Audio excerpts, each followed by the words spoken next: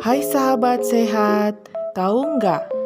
Jika kamu sedang batuk atau bersin, terjadi pelepasan virus dan bakteri yang berasal dari pernapasan, baik melalui udara maupun cairan dalam tubuh kamu yang dapat menular pada orang lain. Tapi kamu dapat mencegahnya dengan melakukan etika batuk dan bersin yang benar berikut ini.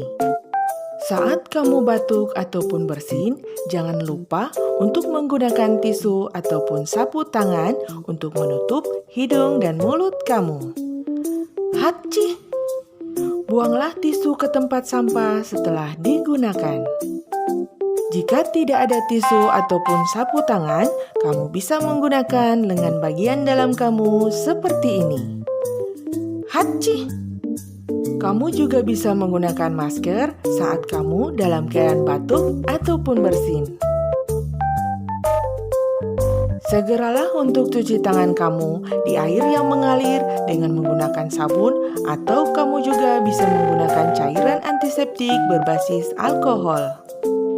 Ingat ya, jangan membuang ludah ataupun dahak di sembarang tempat.